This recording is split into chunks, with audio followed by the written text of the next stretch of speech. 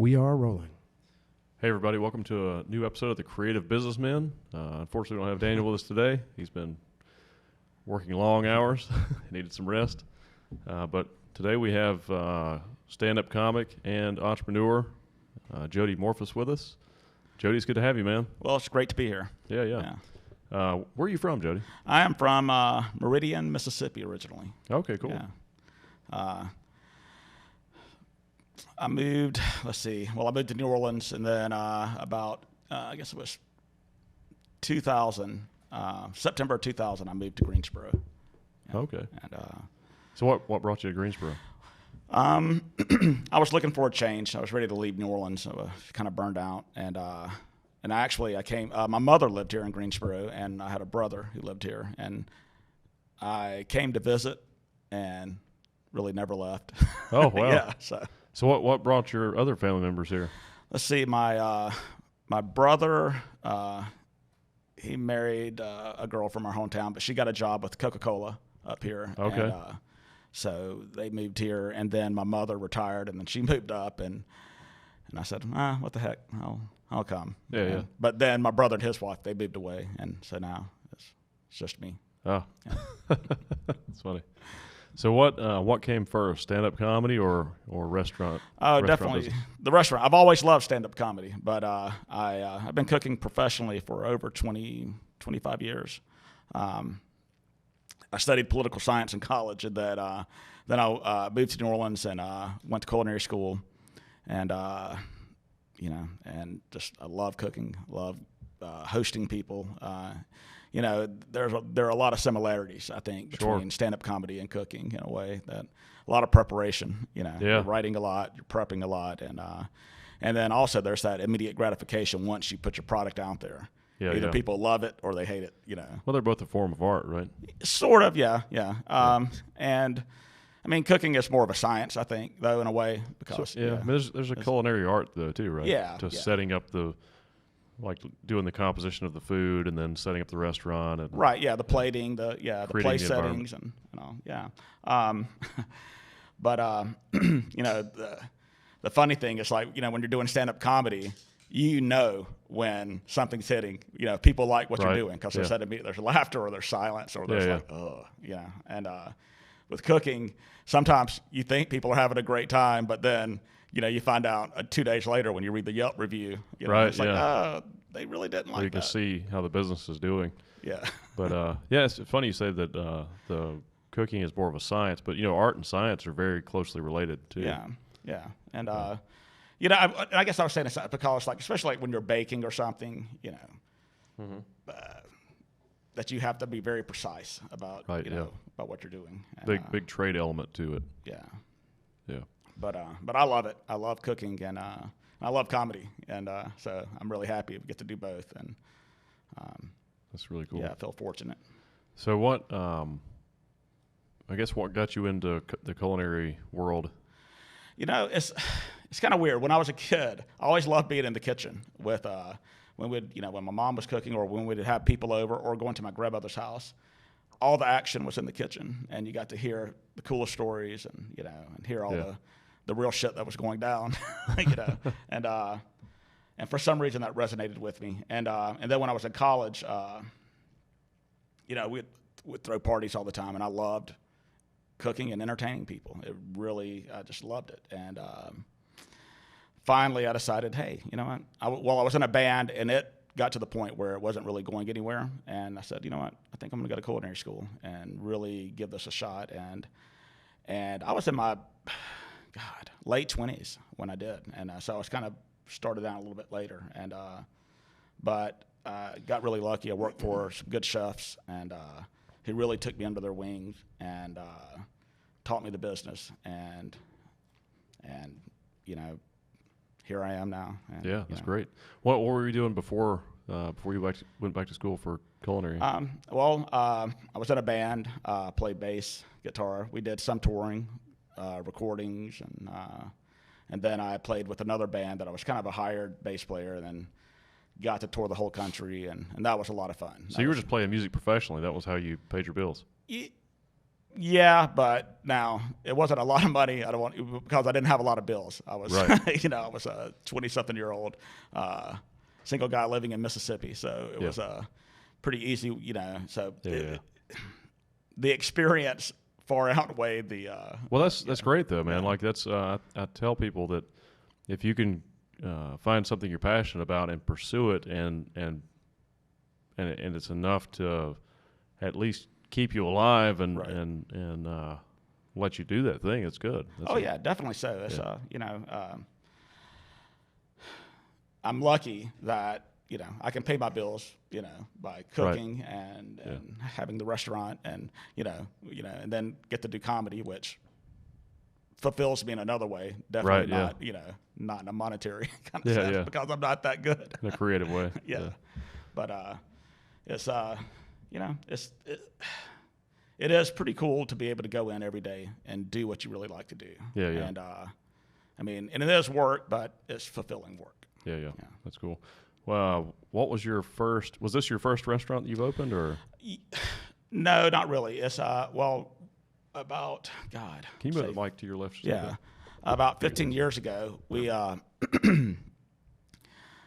me and a group of investors opened up a place called Fincastle's Diner, and it was like a little burger joint downtown. And I did that for about 10 years, and then it got to the point where I was like, I'm not growing anymore. I'm really struggling. I'm struggling financially as well. I said, so I left that and went and worked for a corporate restaurant.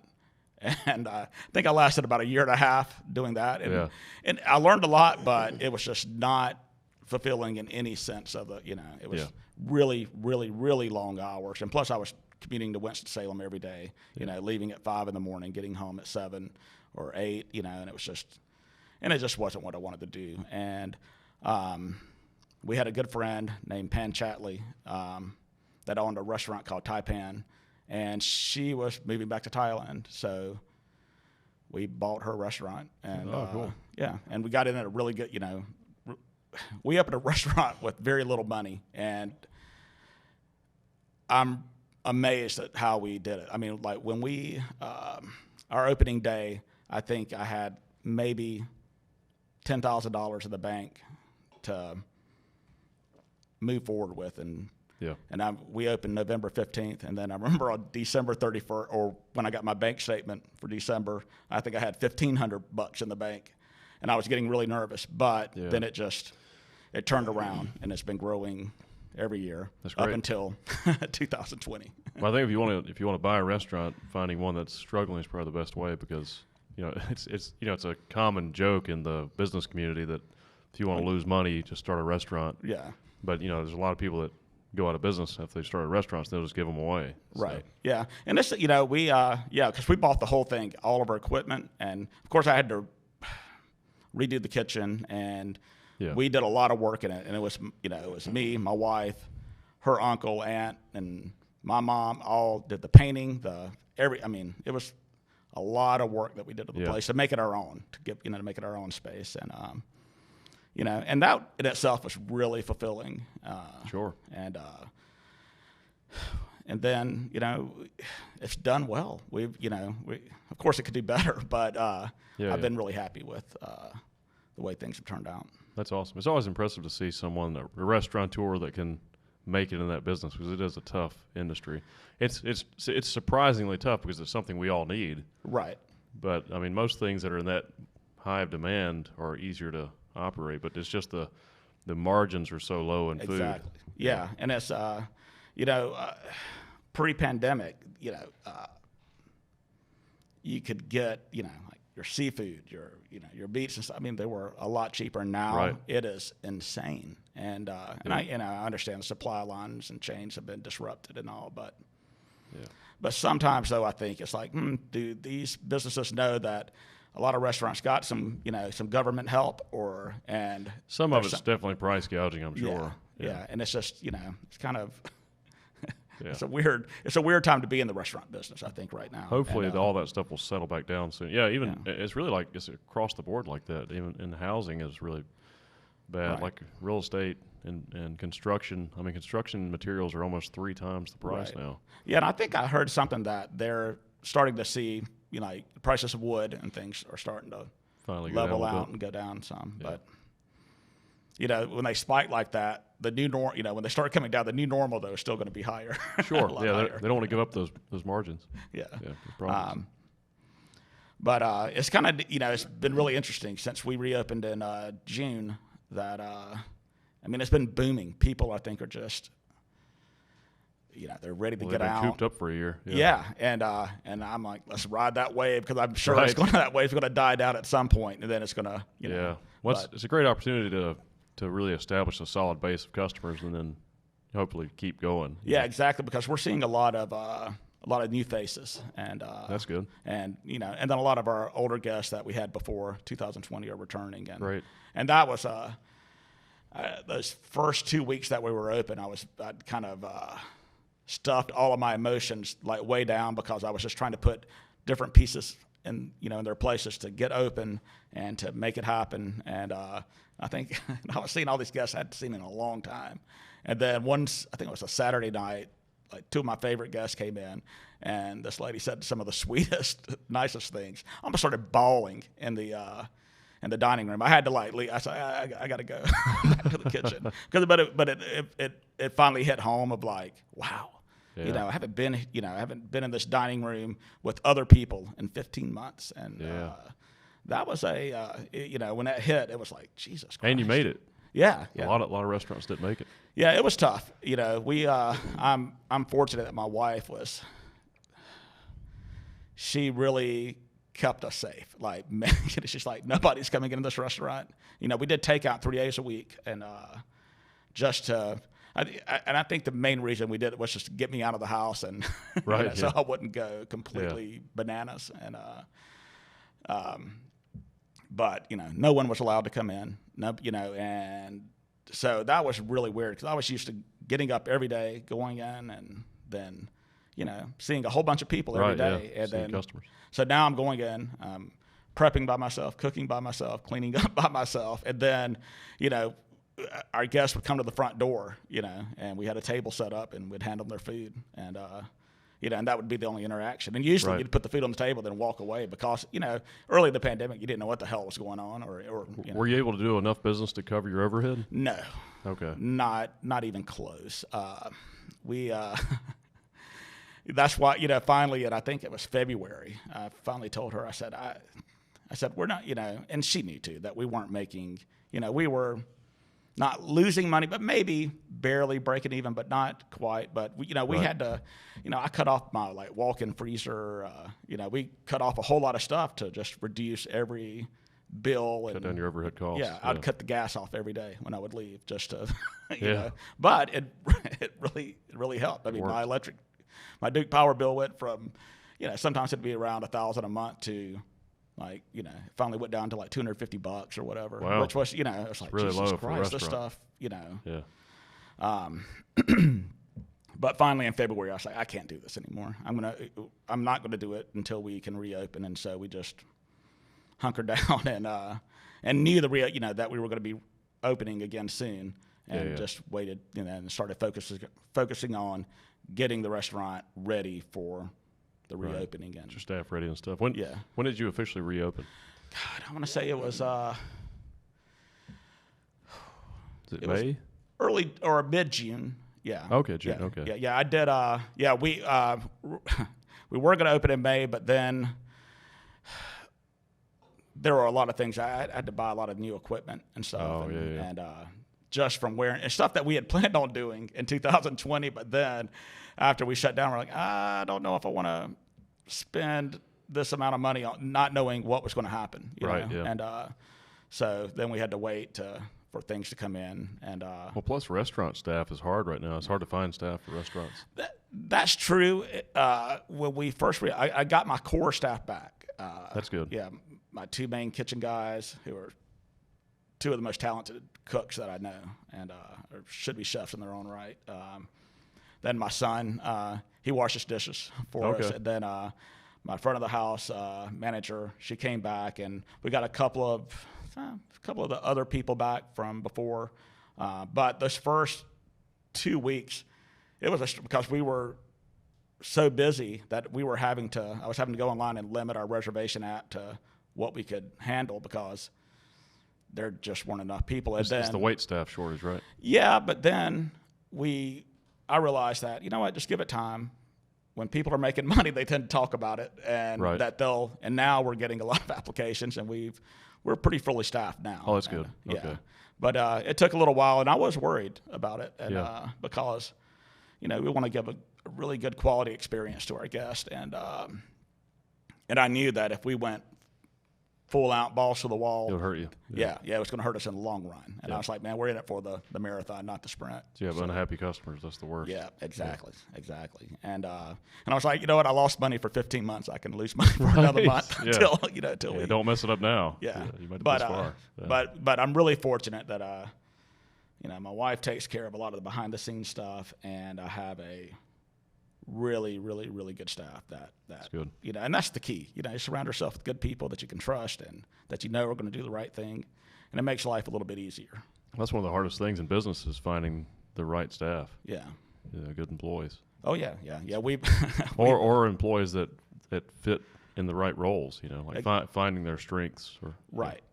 Yeah, and it's weird because when you're dealing with 5 people, you're dealing with 5 individual people, and you can't talk to each one of them the same way. You can't, they all are not motivated by this, Well, I think there's a deeper problem in society with, especially with entry-level jobs. Mm-hmm. We talked about it the other night a little bit at the comedy club, but I think my hope is that we're starting to see these, I guess, corrections in society and the construct of how we look at currency and stuff. Right. I think we're seeing it with like cryptocurrencies and blockchain, where you have you just have some data that we all agree is valuable, right? And it becomes a currency, right? So maybe we can all agree that our currency system that we currently have, or the current construct of currency, is kind of broken. There's not enough of it, and we need to create a society where there's a higher floor, where there's no poverty, right? Where if you fall, it's a soft landing. Yeah, and there's a net, right, and it's not socialism, it's not communism. Those things are both power structures, right? Where it's a society where it's all based on encouraging work and innovation and growth and progress and I think if we can make some of these changes, we can create maybe some type of blockchain technology that you have currencies that are for certain things, like you have medical currencies, housing currencies, currencies you can use for utilities, right? And we can subsidize people that are in entry-level positions, or maybe just all of society, maybe just everyone. If you're a part of the system, you're contributing, then we all receive these things that we can use for those needs, those basic needs. And then suddenly you have, maybe you have a dishwasher or a wait staff member that's, they're not making $10 an hour or $12 an hour. They're actually making $50 an hour, or the equivalent of $50 an hour, and they have all their basic needs met, and they're doing a really good job. Mm-hmm. And maybe they don't have to be there 40 or 50 or 60 hours a week. Maybe they can be there 20 hours a week and still have a good life. Because in a business, it's really just what can this business pay people to do a certain job per hour. Well, what does it cost to run this thing per hour? Right. This machine, and it doesn't matter who's doing it as long as they're doing it right.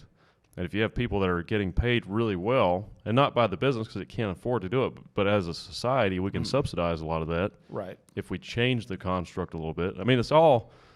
People are like, we can't change the construct. Well, why not? It's all imaginary anyway. Exactly. It's all in your mind. Like it's money. just something that you bought into. Money. We all agree that it's worth something. But do you really understand? I mean, most people, and I don't. It's very complicated. What is it worth? The dollar, the U.S. dollar is based on many things. Yeah. It's based on businesses and GDP and banks and the stock market. I mean, it's so many things that create the value of the dollar. Right. But it doesn't all have to be based on the dollar either. Right. We can have other options that can work with the dollar, because none of our money is based on people, and the whole society is people. Yeah. You know what I mean? Like we look at people as liabilities instead of assets. Right. And I think with cryptocurrency, maybe that's a solution to that subsidization or Subsidization? Yeah, I think it's subsidization. But anyway, I think if we could make some changes like that, then it would change our whole society. Because if you want to have a successful society, you have to have a healthy society, and you don't have to put a ceiling on success. There's a difference between success and power. Right. Power is a it's a false idea. It's like a trick, you know.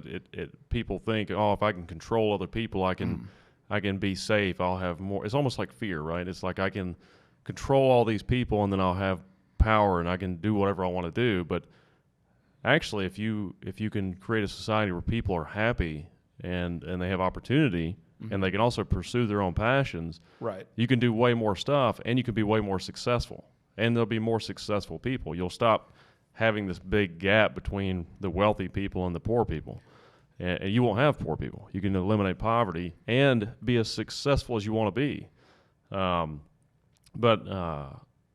if people think you can't do it, then they just need to realize that 95% of our money isn't physical money. Right. It's all imaginary. It's ideas. Right. It's data. Right. You know, we're just not using our imaginations enough. Yeah. You know. Yeah. I think whenever you start talking about things, and you mentioned, communism and socialism, most people don't even know what that means, and True, or they have a definition of it that is just not correct. They think,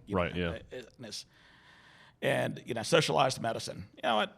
Everybody thinks, oh God, there will be death panels and blah. It's like, come on, man, it's working in almost all of Western Europe, works in Canada. And here's the thing: if you're wealthy, yeah, you can have your private doctor still or whatever. Sure.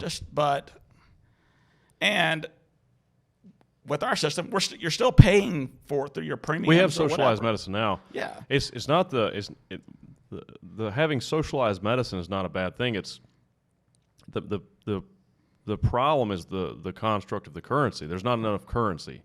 So we're all like taking from the same pile. It's growing, but not as fast as the needs.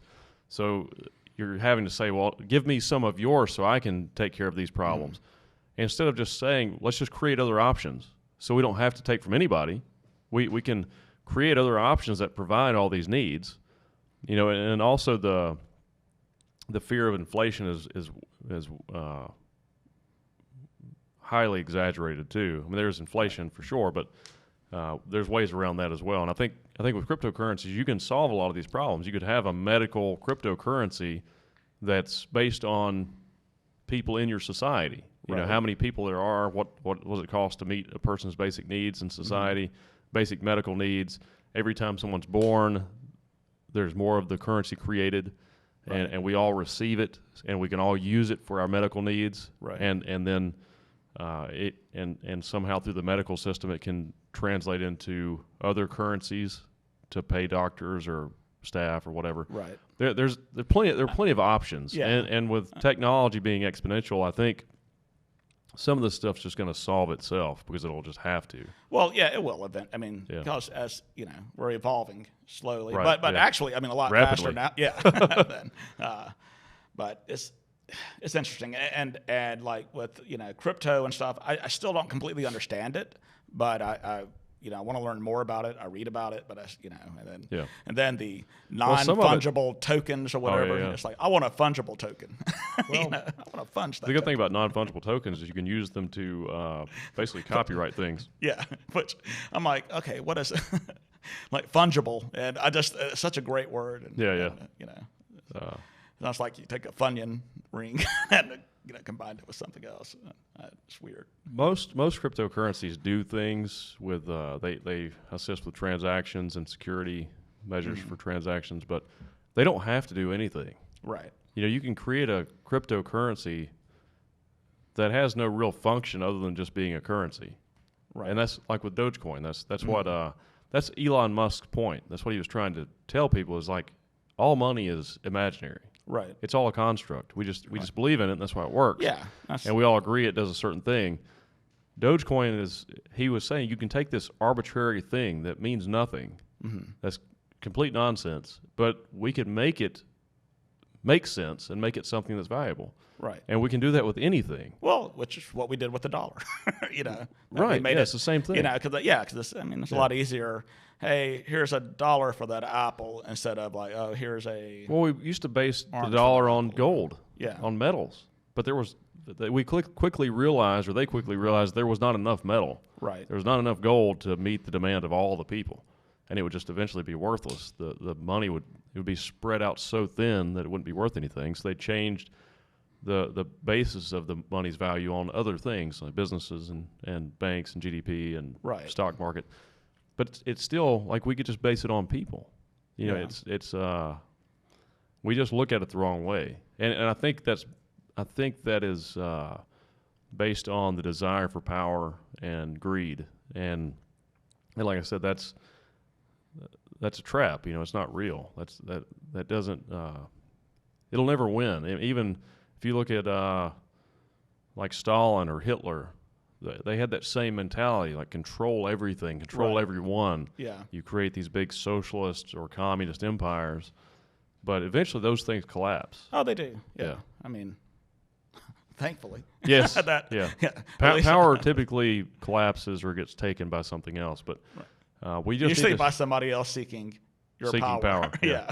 Yeah. Well, I mean, in the past, a lot of your people that became powerful were sociopaths. Right. You know, for some reason, people would follow those people, and a lot of politicians are sociopaths too. Oh yeah. Unfortunately, you create that game plan of creating a boogeyman, basically that is causing the ills of society, and that's you create fear, and then you can control people. Yeah, but it's getting harder today because we're so connected. We have access to so much information.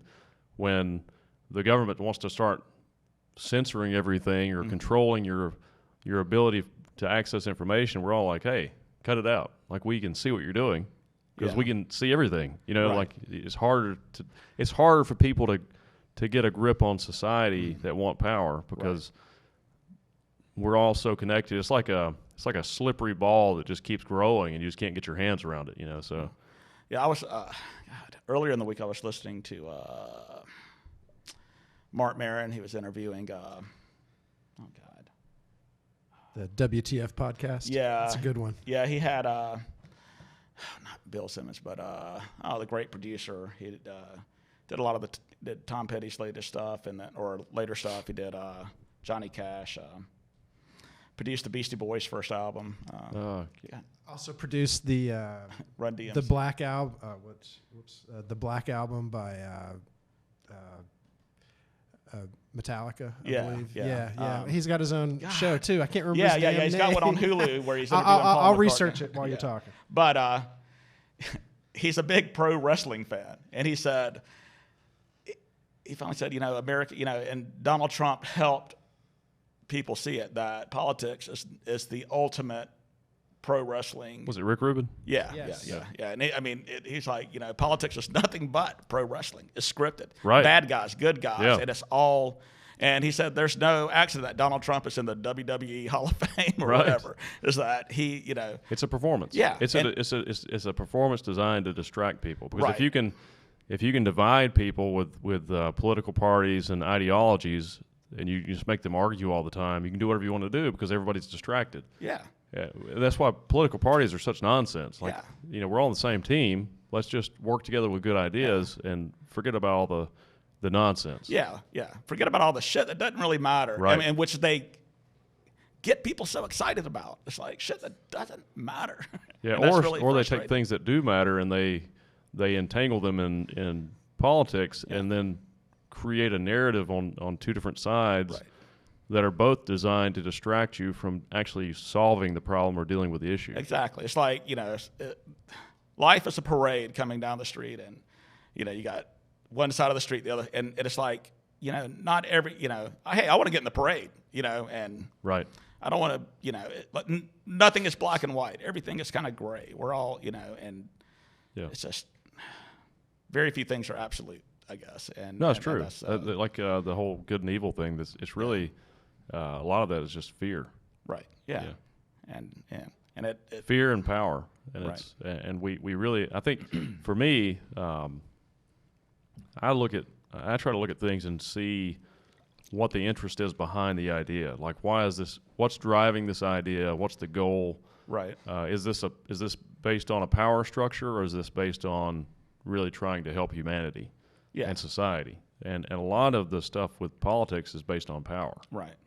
And, some of the best ideas usually start as something to help, but then, then people start investing power, and then it kind of, but that's, I think that's kind of human nature too. But, somebody wants to make a buck or whatever off of. Yeah. Well, hopefully we can stop these power struggles though, because society will be much more prosperous without them. Yeah. And we can, I feel like today we have the technology and the ability to eliminate things like poverty. It's just we all have to get on the same page to do it. And that's always getting people to buy into, even really good ideas. Yeah. Well, what makes me hopeful is that with the exponential growth of technology and a lot of the scientists and innovators and futurists that see the potential for solving these problems and are coming up with solutions to these problems actually care about humanity too. Right. And I think people can get distracted with I see people getting upset about Jeff Bezos going to space or Elon Musk with his accomplishments with SpaceX and stuff like that. But these things are really good things for humanity.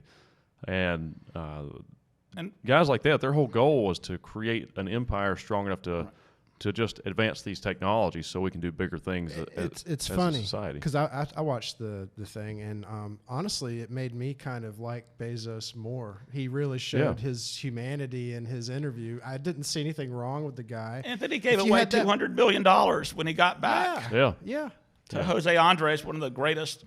I mean, not only a great chef, but a great humanitarian. Right. Sure. Yeah. And I forget who somebody from CNN, I think, that they're going to distribute, I think, $100 million each. Even though that's a what very causes, small part of his fortune, but good God, and why would somebody get mad? Well, what causes the problem is people are suffering. Yeah. There's a lot of suffering in humanity. There's a lot of poverty, and if you're suffering and you see someone else doing well, it hurts. It makes it hurt worse. And that's where guys like Elon Musk, when they talk about Dogecoin and cryptocurrencies, that's what he's saying. He's saying money is not real anyway. I mean, it is, but it's not. It's an imaginary thing. It's a construct. It's something we've all created with our minds. Mm-hmm. So let's make it better. Let's make a better construct so we can eliminate poverty. You don't have to. If you want to be a trillionaire, you should be able to be a trillionaire. But at the same time, the floor should be high enough where everybody has a good life. And if you want to pursue something, you have that ability. Right. Like just say you're a dishwasher, but you're making a good wage, a good living, and you have a good situation. Like you're not in poverty. You have a decent place to live. Yeah. You have all your medical covered. You're not worried about getting sick. You have good transportation. You have all these basic human needs that we all should have. Mm-hmm. Right.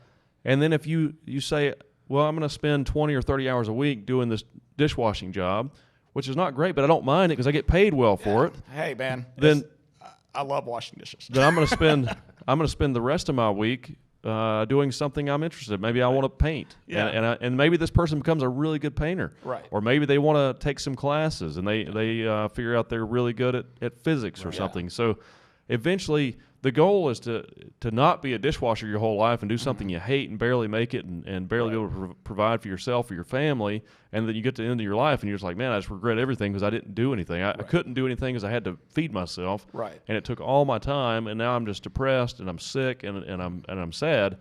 Where you could actually have that same person, and these entry-level jobs are typically the easiest jobs to get, and they're some of the least jobs to enjoy, right? The least enjoyable jobs. So. But if the requirement would be you have to be doing something in society productive. You have to be in the tax system to receive all these incentives and these subsidies. So then suddenly, but the jobs pay well and the subsidies are nice. So people don't mind doing them.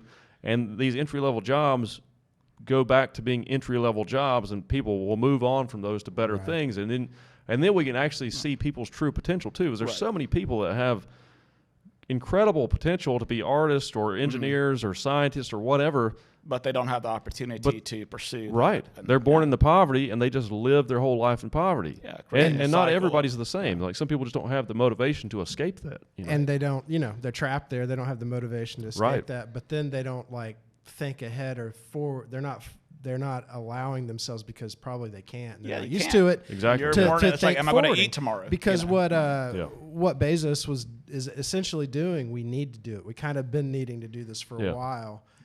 And now we're at a point where private people can explore space for humanity, really, because it's where we got to go. We talk about like monetary systems. Well, we figure out how to live up there. We figure out, I know this sounds stupid, but mining asteroids and all that. Then you have material. You have an infinite amount of material you can base any kind of money on. And, it's like it's actually the answer to human survival, yet I find things like that, and people that try to do good are going to get so much of a backlash, like from the societal zeitgeist or whatever, Well, there are some issues. Like you can take Amazon, for example, like the people that work for Amazon, the wages are okay. But if we change the construct, they could be a lot better. And Amazon doesn't care how many hours an individual works a week. They just need somebody doing that job. Right. For as many hours a week as that job requires. So it could be split between two people. A 40-hour work week doesn't have to be one person. It could be two people. And the company may not make sense for them to pay you a certain wage because business is all about margins. Mm-hmm. It's always going to be that way because that's how it works. But if we can subsidize some of the wages, you're just going to have better workers for every job. And people won't stay in those jobs. They'll move on to better things.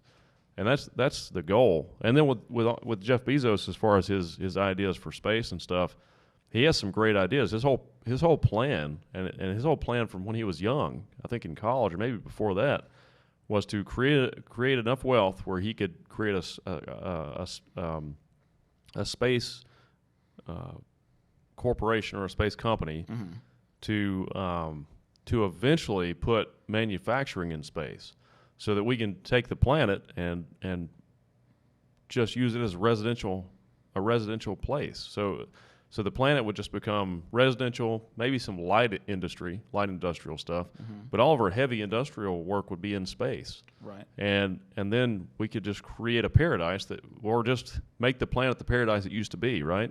And instead of having 8 billion people, we have 1 trillion people. So then you have 1,000 Einsteins.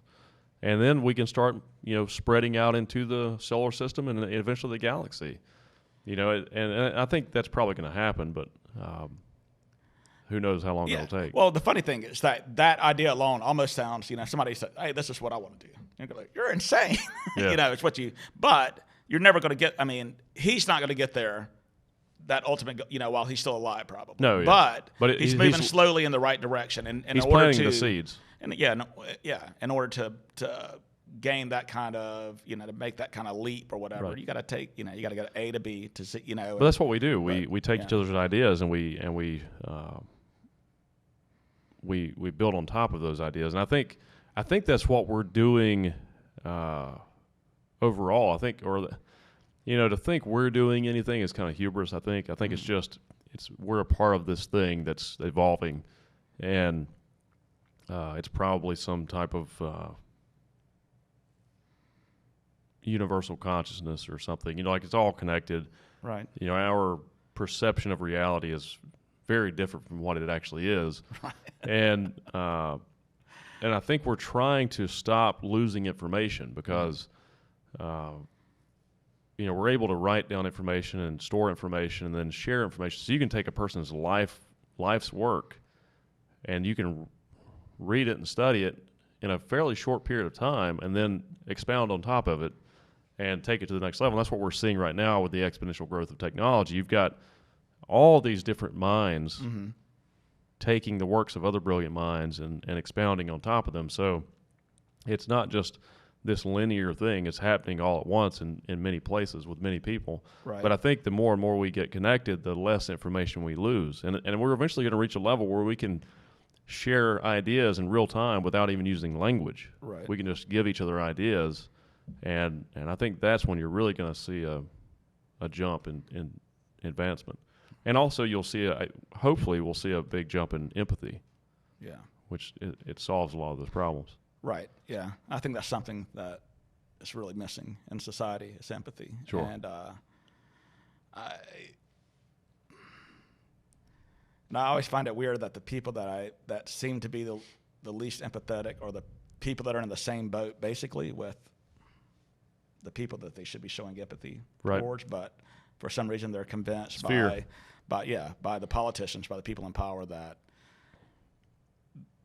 their their interests are not the same. They are. Exactly. Most people want the same things. Yeah. You want to be loved. You want to eat. Yeah. Yeah. You want to feel like you're doing something productive. Right. You're contributing. And it's so weird that people just don't like. Well, we just have to get more connected. But if you look at the data, people are getting better. Right. Throughout the history of humanity, we're progressively getting better with time. So I feel pretty hopeful about that. I think it seems like we're not getting better because we can see everything now. Exactly. Because everything's recorded. So all the bad stuff that happens, we see it all. Yeah. That is true. And it's still it's the same shit that's been happening forever. Right. But now there's less of it happening, but we're exposed to it more. Right. Yeah. Whereas before it was like you would maybe hear of things. Yeah. Or you read about it in a paper, or you watch one of the 3 or 4 news channels. Right. But now it's just everything's so connected, you just see everything. Yeah. People are just posting their own news, Right. So we're doing a podcast right now. Yeah. 10 years ago, this wouldn't have been a thing. Right. Yes. I find it amazing that people can, just write something completely untrue and put it out there, and then spreads like wildfire and becomes the truth. Well, I think censorship is really dangerous, though. Oh, I think people should be able to say whatever nonsense they want to, and then let us collectively as a society correct that information. Right. Because I think you should never silence information, and sometimes information that seems false can actually be true. So you can't, once you start censoring stuff, that'll turn on you. No, I agree. Because that's a power construct. And people just I think we need to teach more critical thinking and people how to discern. Right. Provide information. Fact from fiction, and provide information, and also teach people to look at if you're looking at something that's scientific, then look into the science community. Look at the journals. Right. And see where the science is on that. Read some papers or just see what the percentage of scientists feel about a certain issue, what they've learned through hundreds or thousands of studies. Like you can say, well, 85% of scientists who have studied this certain issue agree that this is likely the case. Right. And you can have then you can build an opinion based on something solid instead of just your opinion, because if you have no factual information behind your opinion, then it's meaningless. Yeah, it's a dumb opinion. But politics will, they'll base a lot of things on meaningless opinions. Oh yeah, exactly. I mean, that's what most news is. Fox, CNN, it's all a bunch of opinions. Well, yeah, it's just whatever. What can we say to get people to watch? Exactly. Yeah. And I get it. It's a great marketing. Business model. It's not the news, though. Yeah. Yeah. But so many people think it is, and it's just it's frustrating. But I've really tried to cut down my whole looking at the news, because in 2000, leading up to the election, man, my blood pressure was probably so high just because I was it was just with COVID and the election. I was like, Jesus Christ! I just wanted it to all be over with. I'll read a lot of news. That way I can kind of decipher the truth out of it, and then I really like. Do you ever watch Breaking Points with Crystal and Sagar? They used to be on The Hill, but they moved and started their own show, and I really enjoy their show because they're very rational, reasonable people, right? And they're not biased in their views. And you've got Crystal, who's more liberal, and you've got Sagar, who's more conservative, and it's a good dynamic. They're a good team, and so there's a lot of that. There's a lot more of that out there now. And I think their ratings are higher than like the big news companies, so which is great. Yeah, I don't I don't watch a lot. I read a lot. Yeah. And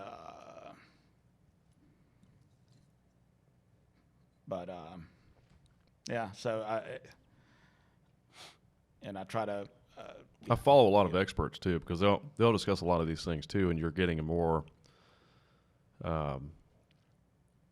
You're getting information which is based on more of that community. Right. Like if you're following a certain scientist that's really reputable, then you're going to get more information that's from the scientific community than you are from the news. Right. Yeah. Sometimes I'll go on YouTube and look for something really specific, and I'll find it. It'll play that one video, but then all of a sudden they have that algorithm, whatever that. It's like the next video is like the best of Norm Macdonald or whatever. Yeah. And then next thing I know, it's 4 hours later. It's 3:00 in the morning, and I'm like, you went down a long Norm Macdonald rabbit hole. Yeah, it happens all the time because I'll just fall asleep, and then I'm surprised I'm not dreaming these. You may be.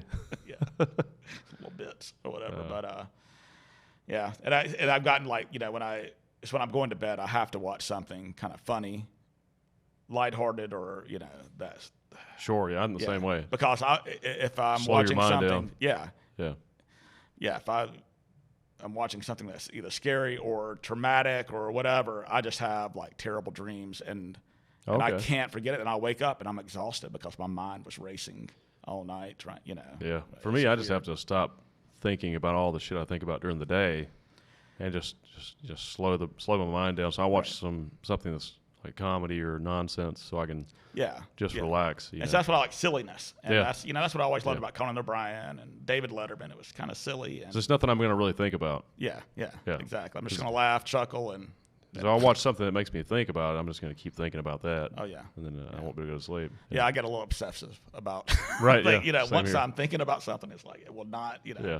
I can't stop, and it's hard to turn it off and all. And I, usually, before I have a big event, like if we're doing a big event at the restaurant or something, like the night before, I cannot sleep because I'm just thinking about it the whole time. Yeah. And when I'm asleep, I'm dreaming about that event and I'll wake up like, God, did I even sleep? Yeah. How long have you been doing stand-up? I did. I took the 2020. I took the January. I took that 6 weeks class with Steve, and we did our showcase on February 28th, and then March 14th. Oh, wow. It was like I always said it was a great way to kick off the shittiest year ever. Sure. But that was I'm so glad that I signed up for that class, and it was kind of my Christmas present to myself, and it was so rewarding. Then because I've always have loved stand-up comedy. I mean, ever since I was a kid, and I remember being a pretty young kid, and we had HBO. It was like in the late 70s when HBO just started, right? Yeah, and there was a Richard Pryor special that was on, and I remember my dad flipping the channels, or it was that box that would be on your TV that had the buttons you would push and to change the channel, and and all of a sudden Richard Pryor appeared on the screen, and it was like the first words out of his mouth, because it was in the middle of the show, was like, "Motherfucker!" And my dad was like, "Nope," and then changed the channel. But seeing Steve Martin, all those guys, just really, that silliness resonated with me that he did, because I think it was, even though I was a kid, it was still just really funny to watch. And, like Carlin and Pryor, I didn't understand because I was young and I just didn't get it, but I knew people were laughing at them, and and then it has always been just one of the best. I just love it. It's hard to articulate, actually, but it just means a lot. And I love reading about comedians, reading about the history of comedy. It's just so interesting to me. Yeah, I think it's very important too. It's a good way to share ideas, and it's a good way to share ideas, but also tell people not to take themselves too seriously. Yeah, you know what I mean? Like we're all trying to figure this thing out, right? So let's do it in a fun way. Yeah, and let's not hate each other while we're doing it. Let's just share ideas. Yeah, and it's it's really rewarding to, go to an open mic and see somebody get up, and sometimes it's rewarding to watch a friend of yours bomb, because to see how they react. and how they, you know, because you're sitting there going, oh God, you know, you're like cringing because you know, it's happened to me so many times where I'm like, I think I have something really funny, and it just doesn't hit, you know, at all. Falls flat, yeah. But the best thing is, I went to the show they had at the Idiot Box. It was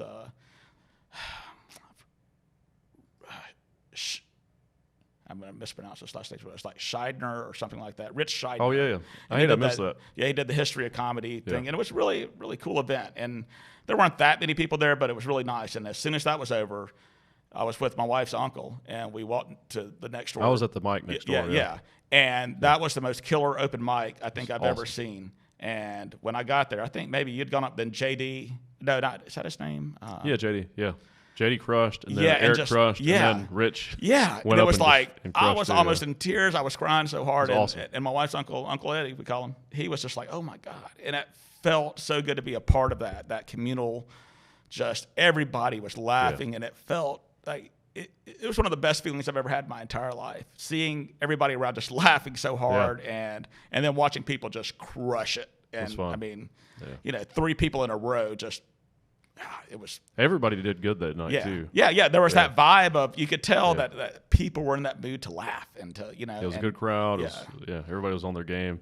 Yeah, because I think Jenny said, "Do you want to go up?" I was like, "No." It's like I don't want to ruin this. Yeah, you know, unless we need to slow the laughs down a little bit.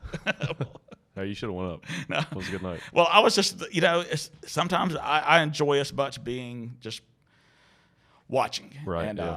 And that's just, you know, and that's how much I love it. I don't have to have it like as a performer, but I like doing it. But I just love watching people be funny. That's an amazing, because I know how much work it takes to and it takes a lot of guts, man, to get up there and that's the scariest thing, man. When you get up there and especially like that light is hitting you right, you can't really see what's going on, and you're like, oh Jesus Christ. And you know, but if you start getting those few chuckles or whatever, and then it starts building, that is, you know, there's nothing like it. Yeah, when it goes well, it's amazing. Oh God, yeah, man. You leave and you're like walking on cloud 9. Yeah, but then if you don't do well, you're like thinking, it's like, man, I gotta hurry up and get back up so I can, you know, fix it. Yeah. Show them I'm funny, whatever. That's funny. Yeah, but it's one of those things that I just find it an amazing art form, and I just, you know, and it's fun talking to the people who do it, to hear what makes them tick and all, and but sometimes it's fun too to see like or when you see people that'll get up and they'll like just, they haven't, you know, maybe they just started doing it or whatever, but they get up and they just start doing really bad like dick jokes or whatever. That's just like you know. Yeah, there's hopefully they get it though, right? So yeah, exactly. So it's like you just. It's, you know, it's weird. It's cool to watch somebody progress from terrible to really good. Yeah, and watching like a bit progress or whatever, and watching little small changes and stuff, and then that's. I love doing that. I love the experience of doing that. Like you'll have a premise and you know there's something there, and you start working on it. And it maybe does terrible, and then it gets a little better every time. Right. And every time I go up though, like I feel like I add a new little layer of information to the craft. You know, like I learn something new every time. Yeah. And then sometimes you have like these big moments where you have like an epiphany about something, like you just suddenly understand a new aspect or new dynamic of comedy. And you know, and that's the good thing about doing the open mics. It's just over and over again, the more comfortable you get, and that. Then your brain, you know, relaxes a little bit, and you know, you can really start thinking instead of I'm doing my memorized, you know, bit. And I haven't gotten there yet. And you know, when I watch somebody like Eric who can just get up and kind of like, and then he'll touch on points that I've seen him do before, but it's he's brilliant though. Yeah. That's really talented. I like watching that, and it's just I find that really just super interesting and rewarding. What was your childhood like, man? Let's see. I always say that I had a bit actually about it. It's like I was, you know, born to a semi-large family. I have 3 older brothers and a younger sister, loving mother, and a sometimes funny, functioning alcoholic of a father.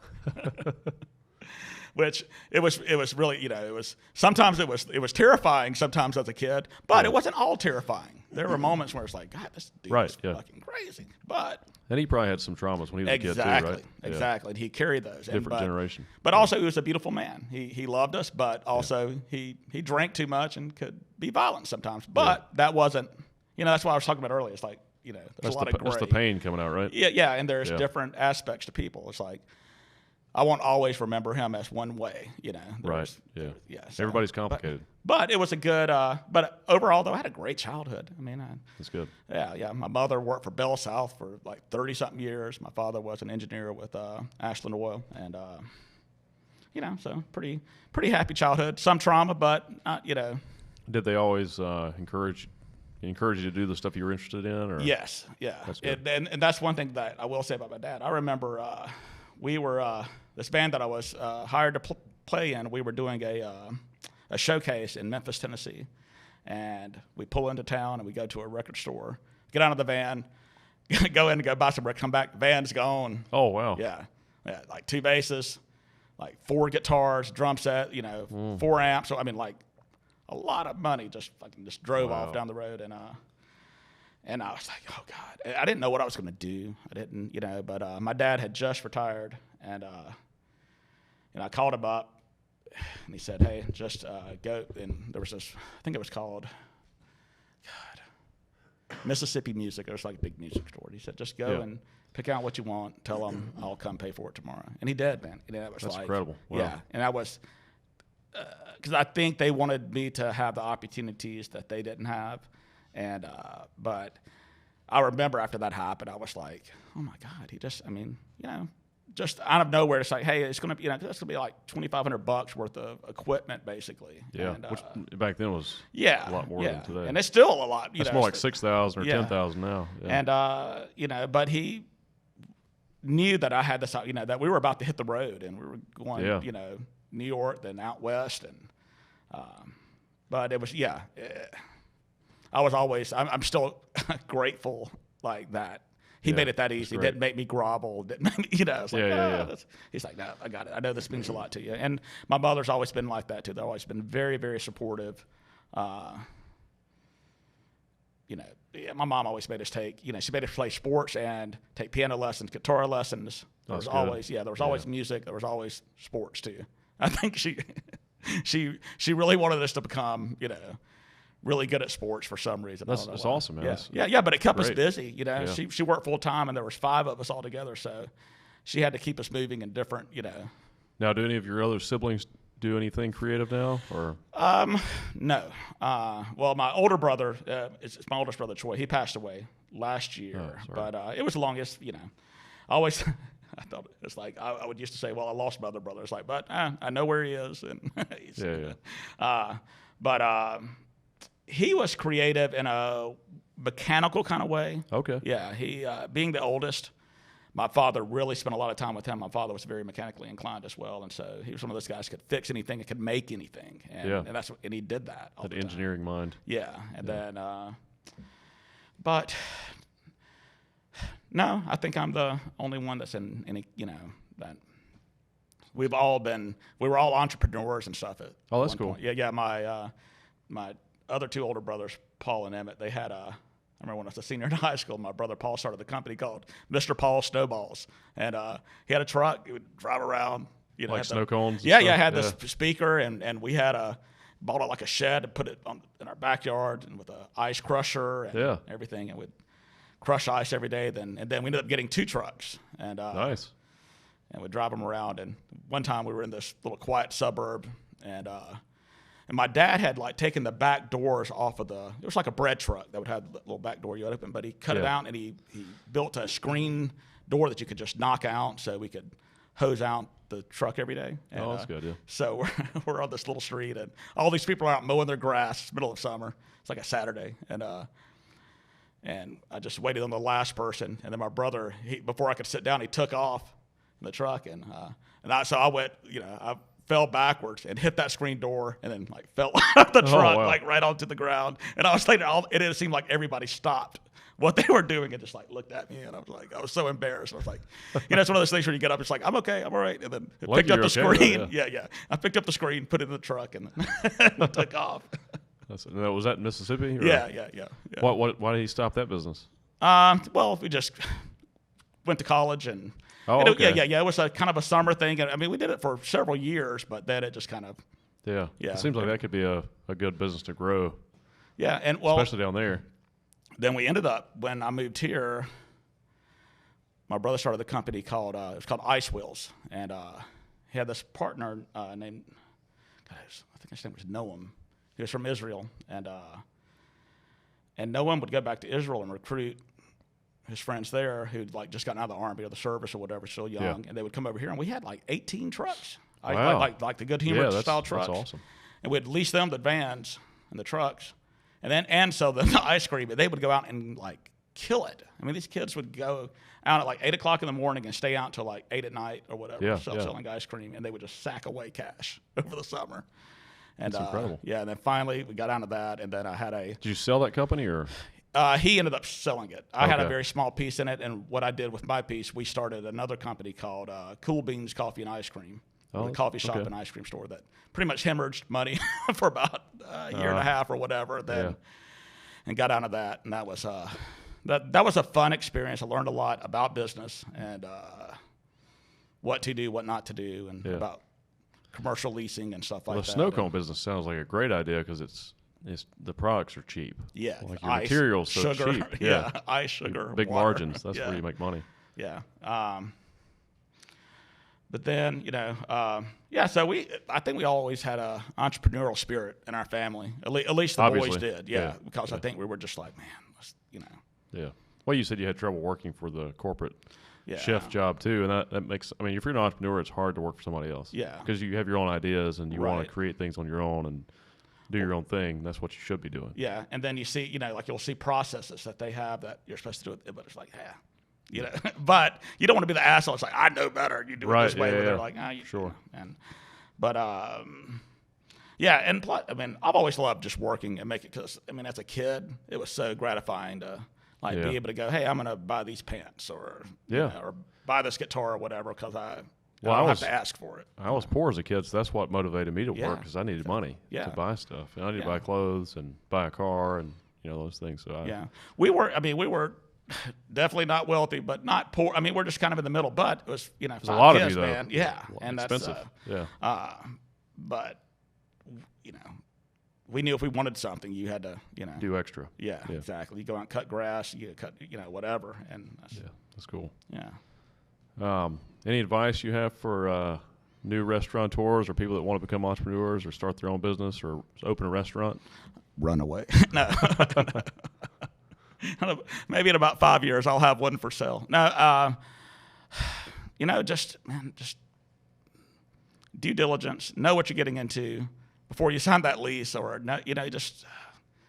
and be honest when you're making projections or about what you think you're going to do business wise and what it's going to cost to operate the business and stuff. And that's the thing. I think a lot of times people are not really honest with themselves about. Technically, you need to have enough money to get you through at least 6 months. Yeah. And see, I was really fortunate. We did not have that, but we kind of had all. You had the experience, and the idea was good enough. You knew it was going to carry itself.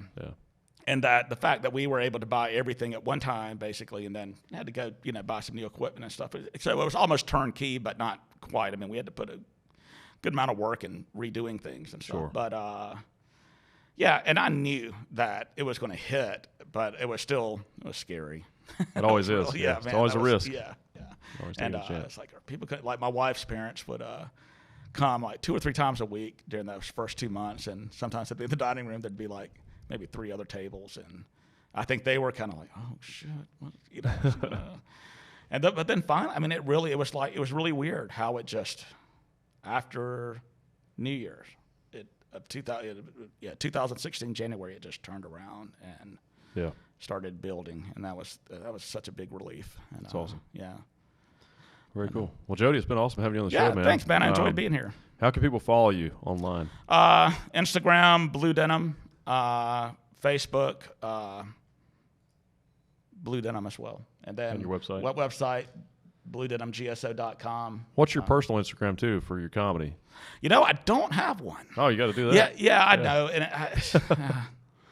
it's so weird. I'm not scared of social media, but it's just. Well, Instagram's good. It's not so personal. Yeah. Facebook's a little more personal. Yeah, but, exactly. Yeah. I do Facebook, but and the only reason I do that now is just so we have a place to have our business page on or whatever. Yeah.